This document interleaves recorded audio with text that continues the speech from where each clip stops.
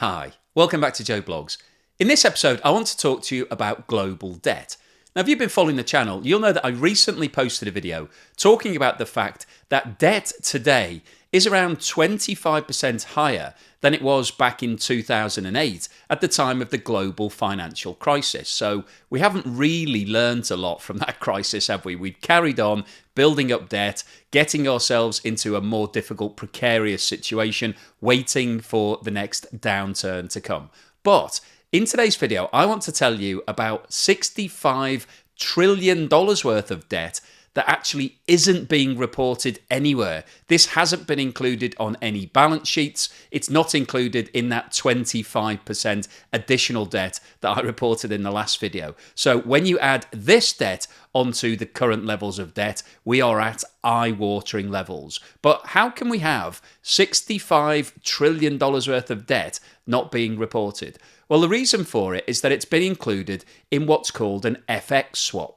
So this is a foreign exchange swap. So in today's video, I'll go through exactly what an FX swap is. We will de-jargonize that whole concept so you'll get a good understanding as to what they are and why people are using them. We'll then look at the growth in FX swaps. We'll look at which institutions are using them and then why this exposure represents a huge risk for the global economy. And then finally today, I'll wrap up with my summary. So what I think is likely to happen over the course of the next 3 to 6 months as we go into a potential global recession, what the implications of that could be for this FX exposure and what the potential downside of this exposure is. So before we get started on all of that, if I could ask you for a thumbs up at some point during this video if you're enjoying the content, please subscribe if you haven't done so already. Don't forget, I always include chapters, so if you haven't got time to watch everything, you can pick and choose what you'd like to see. And if you'd like to support the channel, please have a look below where you'll find links to YouTube Super Thanks and membership, as well as Buy Me a Coffee, Patreon and Amazon shopping links. And once again, thank you so much to everyone that has supported the channel,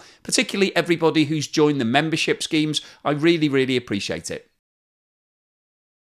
So what is an FX swap and why should you be worried about it? Well, FX is just a shortened version of foreign exchange. So this relates to the various currencies. So if you've got dollars and you want to exchange them for euros or British pounds or Chinese yuan, then that is a foreign exchange transaction. And a very simple exchange transaction is called a spot deal, whereby you will exchange $100 today for the equivalent amount of euros. But an FX swap actually involves two different transactions. So let's look at the official definition. An FX swap agreement is a contract in which one party borrows one currency from and simultaneously lends another to the second party. Each party uses the repayment obligation to its counterparty as collateral, and the amount of repayment is fixed at the FX forward rate as of the start of the contract. So as usual, the official definition has too many words in it and is too difficult to follow. So I think the best way to explain this is to talk about the reality of who needs an FX swap. So let's assume an example of a company that's based in the USA that has a sales representative that's based in Europe. And that sales representative is doing a great job and achieving lots of sales of the company's product. Now, the US company will report all of its income and earnings in US dollars. So therefore, it needs to convert any sales that it's making in Europe back into dollars. So if we assume that the company has received revenue in euros, it will want to convert that revenue into dollars to be able to show it through its P&L. However, it will need euros in the future to be able to pay its sales representative and any other costs that it's incurring in Europe in euros. And in order to make sure that it doesn't have currency exposure risk, that it's not going to lose money because the exchange rate moves against it, it can enter into an FX swap to lock in all of the value. And this graphic shows the two different transactions that are included in an FX swap. The first transaction is the spot transaction or the spot leg, and the second transaction is the forward transaction or the forward leg. So at the start of the transaction, the US company, which is shown at the bottom of this graphic, will sell the euros that it's received from the sales in Europe and receive dollars in exchange.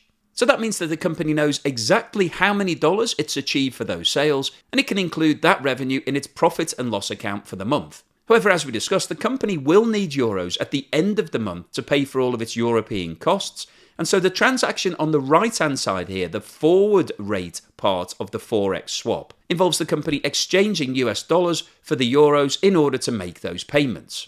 And as we just discussed, by entering into this FX swap, the company is locking in all of the value. It knows exactly how much revenue it's earned, and it knows exactly what its euro costs are in dollar terms right at the start of the agreement. So there is no risk that a major movement in the value of the dollar is going to cause them any problems in terms of lost profits or not having enough euros to make all of their payments. So that's why these deals are so attractive from a company's perspective, because you've got absolute certainty when you're dealing with different currencies. So from the company's point of view, there is absolutely no risk in this transaction. But the risk that we're talking about in this video refers to what's happening within the financial institutions at the top of this graphic. Because at the start of the transaction, they have sold dollars and bought euros from the company. And they then have an obligation to deliver on the second part of the deal to buy back dollars and sell euros to the company. And the main risk around these transactions relates to liquidity. If the financial institution can't source enough currency to settle the second part of the transaction, then that potentially leaves them exposed to either having to pay higher prices in the market or some form of liquidity crisis. Now, the Bank of International Settlements is probably an institution that you've never heard of, but it was actually set up in 1930 and is funded by 63 central banks from all around the world, including the USA, the UK, Canada, Australia, China, India, most of Europe. In fact, most countries that you can think of apart from Russia. And as indicated by the title, this bank focuses entirely on international settlements. And as part of its remit, it produces a quarterly report on what's going on in the international settlements market. And in their most recent report, they've highlighted this huge off-balance sheet exposure that has been growing over the course of the last 20 years. This graph shows the total volume of FX swaps in every year dating back to 2001. The yellow line shows the value of FX swaps for all currencies, and the green line for US dollar swaps. And as you can see, there has been a rapid and continual increase in the volume of swaps over the last 20 years or so. Back in 2001, the total value of the market was around $19 trillion. However, today it is $97 trillion. And to put that into perspective, total global GDP in 2021 was $96 trillion. So the total value of this market is larger than global GDP. And around 88% of all FX swaps that are done globally include the US dollar. And it's for this reason that there are concerns about liquidity. This graph shows the maturity profile of all of the FX swaps dating back to 2001. The red section relates to transactions of less than 1 year, the blue section between 1 and 5 years, and the yellow section more than 5 years. So as you can see, the vast majority of the market is for deals of less than 1 year, which is another factor that increases the liquidity risks because all of these transactions need to be settled in less than 1 year. And this graph shows which financial institutions are providing these FX swaps. The red section at the bottom is non-bank financial institutions. The blue section are non-financial institutions. And the yellow section at the top is traditional banks and lenders. And as you can see from this chart, the biggest providers of FX swaps are non-bank financial institutions. And this is one of the reasons for concern because these institutions don't have to show any of this exposure on their balance sheet. So the issue relating to the exposure for FX swaps is focused on non-US financial institutions because US financial institutions do have to include this exposure. This chart shows the amount of balance sheet debt disclosed by non-US banks in the period dating back to 2006. The yellow section at the bottom is all of the debt that is booked outside of the USA, which is the majority, and the orange section at the top is the amount of debt booked within the USA. And you can see that over the last 15 years or so, there has been a steady increase in the total amount of exposure, which is now standing at around $15 trillion.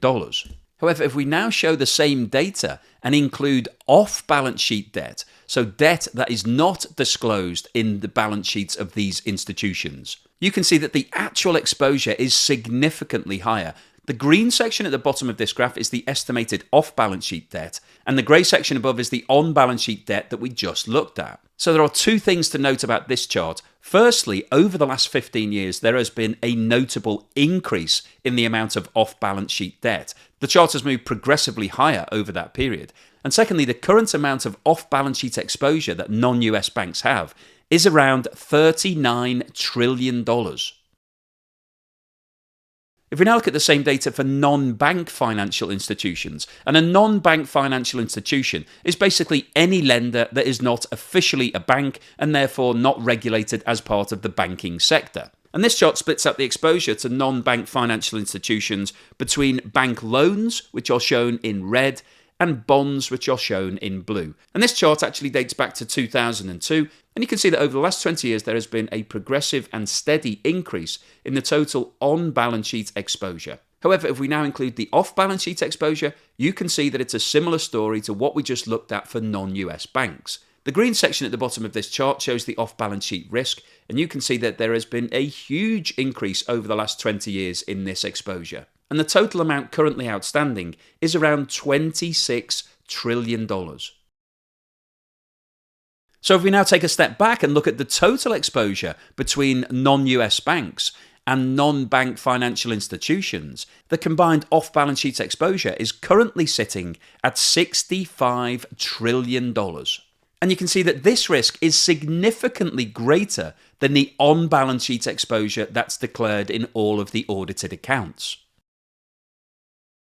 So as I mentioned at the start of the video, the biggest risk about this off-balance sheet exposure relates to liquidity, because the vast majority of these FX swaps, 88%, include the US dollar. So if we get to the point where there is another global financial crisis, we have a liquidity squeeze, there simply won't be enough US dollars available to be able to settle all of these transactions.